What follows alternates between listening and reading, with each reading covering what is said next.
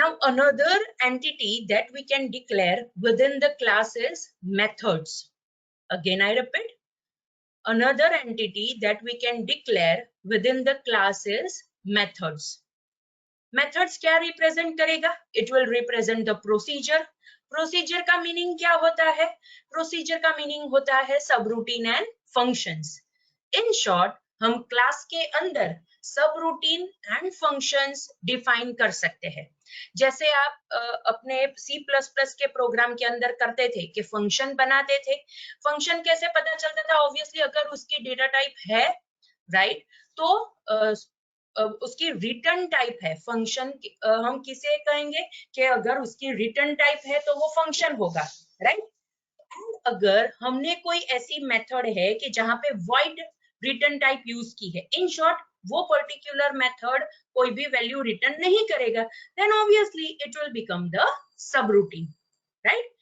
सो आपने C++ में भी सब रूटीन एंड फंक्शंस का यूज किया है, right, but at that time you are not knowing कि ओके इसे सब रूटीन कहते हैं एंड इसे फंक्शन कहते हैं, राइट.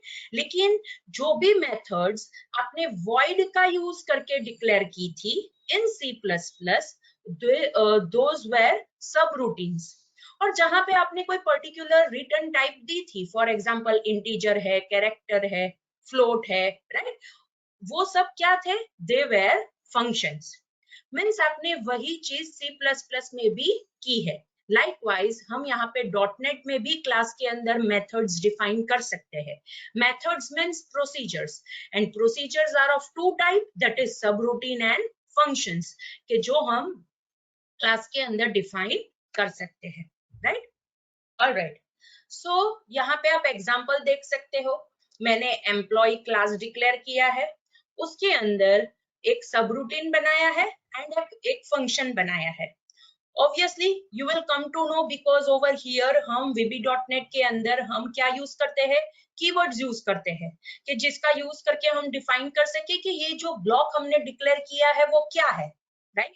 सो सब रूटीन अगर मुझे बनाना है तो मैं सब कीवर्ड का यूज कर सकती हूँ, एंड अगर मुझे फंक्शन बनाना है तो मैं यहाँ पे फंक्शन कीवर्ड का यूज कर सकती हूँ. एंड अगर मैं फंक्शन बनाती हूँ तो मुझे यहाँ पे इस हिसाब से रिटर्न डेटा टाइप भी स्पेसिफाई करनी पड़ेगी एज क्लॉज के साथ, right.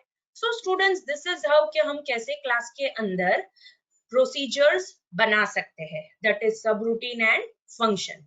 Now students, another important thing, another entity के जो हम क्लास के अंदर डिक्लेयर कर सकते हैं, या फिर मोर प्रिसाइज हम क्लास के अंदर डिफाइन कर सकते हैं, that is events, right.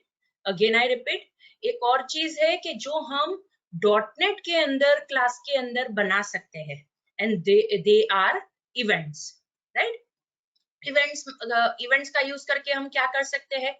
Obviously अगर ऑब्जेक्ट के पास हमें कोई एक्शन परफॉर्म करवाना है, लेकिन कब? जब कोई फॉर एग्जांपल कोई अकरेंस होता है, राइट, कोई इंटरप्शन होता है, तब अगर हमें कोई एक्शन परफॉर्म करवाना है फॉर दैट पर्टिकुलर ऑब्जेक्ट, तो हम इवेंट का यूज कर सकते हैं. फॉर एग्जांपल, अगर टेक्स्ट बॉक्स के अंदर वैल्यू चेंज होती है तो मुझे कोई एक्शन परफॉर्म करवाना है, तो मैं वो particular text box, it will be treated as an object, उसके ऊपर मैं कोई पर्टिकुलर इवेंट फायर कर सकती हूँ.